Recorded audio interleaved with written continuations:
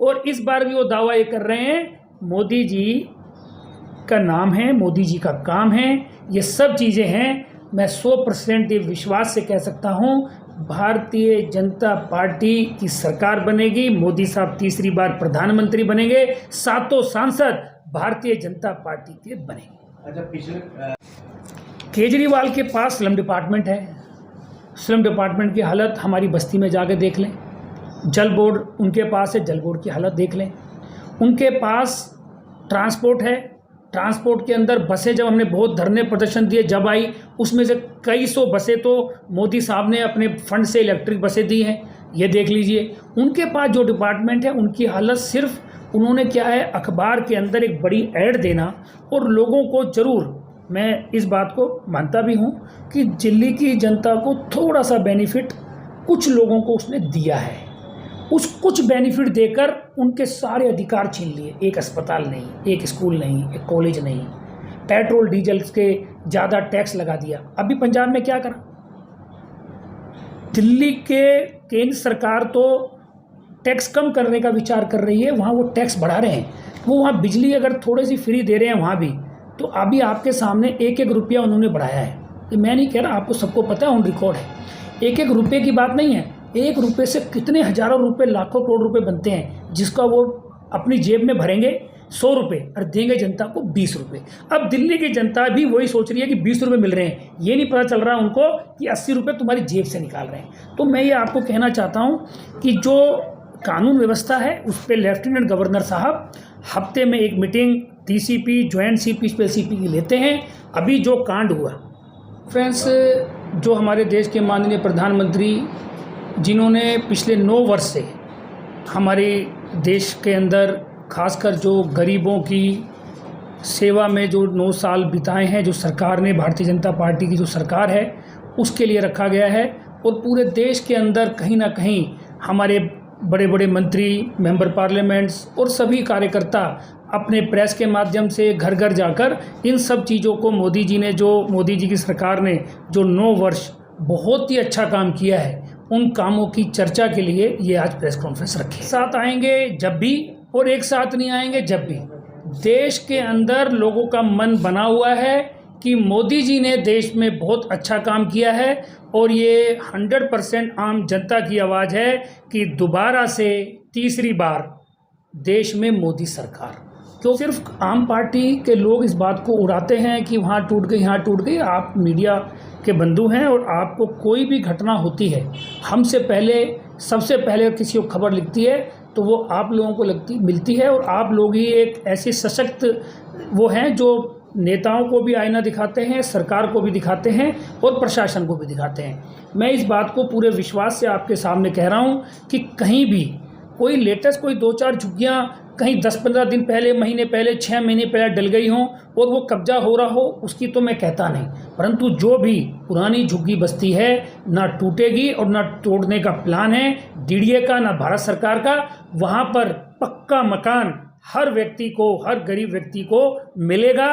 ये मैं नहीं कह रहा, हमारे देश के माननीय प्रधानमंत्री जी कह चुके हैं, उन्हीं के ब्याह पर आज हम आपके सामने इस बात को। तो हमने जो सोचा है कि जो मोदी साहब की योजना है, जहाँ झुग्गी जहाँ मकान, क्योंकि मैंने पहले ही कहा शुरू में प्रेस कॉन्फ्रेंस पे कि हमारी विधानसभा में कहीं ना कहीं अगर मैं कहूँ कि आर.के. पुरम में हर चीज़ है, पोश इलाका भी है, गाँव भी है, तो स्लम बस्ती भी है। उनकी समस्या सच में बड़ी समस्या है। मैं तो सबसे पहले यही चाहूँगा कि जो कालकाजी में बनी है, कठपुतली कॉलोनी में बनी है, बवाना में बनी है, हमारे आर.के. पुरम के अंदर भी उनके टेंडर प्रोसेस चल रहा है। शास्त्री मार्केट में सर्वे हो चुका है, भंवर सिंह कैंप में सर्वे हो चुका है। जल्द से जल्द वो टेंडर प्रक्रिया में आए और उनकी शुरुआत हो। और यहाँ भी जो हमारे भाई बंधु आज बिना पानी के, बिना सीवर के, बिना उसके रह रहे हैं, उनको कहीं ना कहीं एक पक्का मकान, जिनकी हमेशा ज़िंदगी में एक रोटी कपड़ा मकान की जो हम बचपन से सुनते आए हैं, वो अगर रोटी कपड़ा उनके पास है और मकान भी मिल जाए तो सबसे पहला काम अगर मैं चाहूँगा कोई कराना, तो जो काल है देश के अंदर, जो कोरोना काल किसी ने भूला नहीं है, भगवान ना करे ज़िंदगी में वो कभी काल आए, उस काल को याद करके भी डर लगता है। उस काल के अंदर जब लोगों पे ऑक्सीजन नहीं थी, पूरे संसार में दवाइयों की मारामारी हो रही थी, आपको अच्छी तरह पता है, अगर पोलियो की दवाई भी 40 साल बाद बन के तैयार हुई थी। मोदी जी ने 1 साल के अंदर अंदर, मैं अपने वैज्ञानिकों को, डॉक्टर्स को और उससे भी ज़्यादा देश के प्रधानमंत्री जी को बधाई देना चाहता हूँ, जिन्होंने मैक्सिमम फैसिलिटी दी, मैक्सिमम बजट दिया। और दिल्ली की नहीं, देश की जनता की बात कर रहा हूँ, ये मुद्दा देश का है। दिल्ली में तो 3 करोड़ से ज़्यादा लोगों को लगी है, देश के अंदर 200 करोड़ से ज़्यादा लोगों को लग चुकी है, और 1 नहीं 2 नहीं, तीसरी डोज भी लग चुकी है, जिससे आज लाखों लोगों की जान बची है। सबसे बड़ा मुद्दा। और दूसरा मुद्दा, मैं गरीबों को ही टच कर रहा हूँ। केजरीवाल बड़ी बड़ी बातें करता है राशन की। अगर राशन किसी को फ्री मिल रहा है, देश में 80 करोड़ लोगों को मिल रहा है, तो दिल्ली के अंदर 73 लाख से ज़्यादा परिवारों को अगर कोई राशन फ्री मिल रहा है, तो वो मोदी साहब की फ्री योजना अभी तक ख़त्म नहीं हुई है, जो कोरोना काल के बाद ये चल रहा है। आपको अच्छी तरीके से पता है, अभी आपने देखा ही है, जैसे मैंने कहा कि पहला जिम अगर दिल्ली में इसकी शुरुआत कहीं हुई, तो पहला जिम अगर किसी ने लगाया तो हमारी सांसद मीनाक्षी लेखी जी, जो आज भारत सरकार में मंत्री हैं, उन्होंने लगाया। आज उसके बाद सभी एमपीज़ ने उसको उठाया, और आज देश के अंदर जो जिम पर लाखों रुपए खर्च होते थे, लाखों ना भी होते हो तो हज़ारों रुपए तो खर्च होते ही थे किसी व्यक्ति के, आज हर पार्क में लगा हुआ है।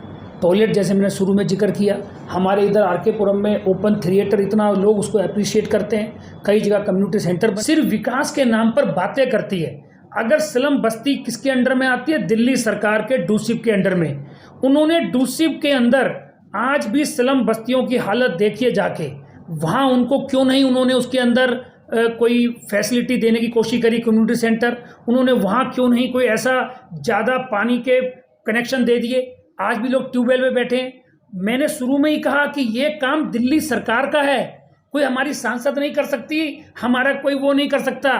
उसके बावजूद भी पीएम ने साहब ने देखा कि ये जब नहीं कर रही दिल्ली सरकार इस काम को, जो दिल्ली सरकार का काम था प्राइमरी, खुद मोदी साहब ने उन झुग्गियों पर अपना कहा कि मैं ही करूंगा गरीबों का काम, जहां झुग्गी जहां मकान, वो कहकर योजना लाए डीडीए से, और वहां पक्के मकान दे रहे हैं। एक और इसमें जवाब है मेरा, इस बात को जरूर क्रॉस चेक कीजिएगा, अगर गलत हो तो मुझे पकड़िएगा। डीडीए ने वो मकान बनाए जो सबको दे दिए, 3000 मकान। आज भी दिल्ली सरकार वहाँ पानी का कनेक्शन नहीं दे रही है, जिससे कि वहाँ के गरीब लोग दुख पा रहे हैं। ये मैं आपके सामने ऑन रिकॉर्ड कह रहा हूँ, क्योंकि आप समझना, हर चीज़ के यहाँ मल्टीपल काम होते हैं। प्रधानमंत्री मोदी जी देश में सरकार है, उनके काम अपने डिफाइन है। दिल्ली सरकार है, उनके काम अपने डिफाइन है। ऐसे ही कॉरपोरेशन के अपने काम डिफाइन है। अब जो काम स्लम बस्ती में एमएलए ने कराने थे, वो एमपी साहब तो नहीं करा सकते, वो कॉरपोरेशन मेंबर तो नहीं करा सकता।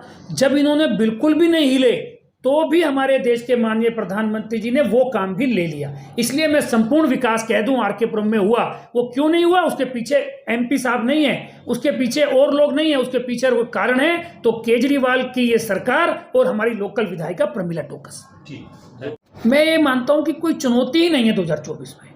ये मेरी बात को आप ये ना माने ओवर कॉन्फिडेंस, ये मेरा कॉन्फिडेंस है। ओवर कॉन्फिडेंस होता है अलग चीज़, ये मेरा कॉन्फिडेंस है, क्योंकि मोदी जी ने देश में ही नहीं, जिस व्यक्ति को, मतलब अमेरिका का राष्ट्रपति,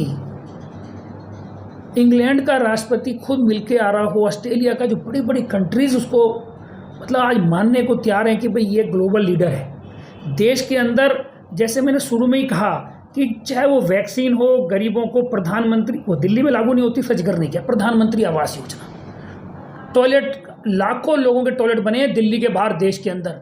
मेरी बस्ती के अंदर यूपी के लोग रहते हैं, मध्य प्रदेश के लोग रहते हैं, राजस्थान के लोग रहते हैं। मैं उनसे क्वेश्चन पूछता हूँ, वो कहते हैं जी हमारे इधर टॉयलेट नाम की चीज़ नहीं होती थी, लाखों रुपए मोदी जी ने दिए और वहाँ टॉयलेट बन गए, मकान बन गए, इतने काम किए हैं, कहीं कोई लड़ाई नहीं है, कोई कंपटीशन नहीं है। लड़ाई इस बात की जरूर है कि इस बार, पिछली बार 300 थे, इस बार 350 पक्का है। अब वो 350 होंगे या 340 होंगे, लड़ाई इस बात की है। लड़ाई 300 की नहीं है, लड़ाई 300 से तो ऊपर है हम, पर 300 के ऊपर कहाँ रहेंगे? कुछ नेता कह रहे हैं 350 से ऊपर जाएंगे, कुछ नेता कह रहे हैं नहीं यार 340 या 330 भी रह सकते हैं। लड़ाई इस बात की है बस।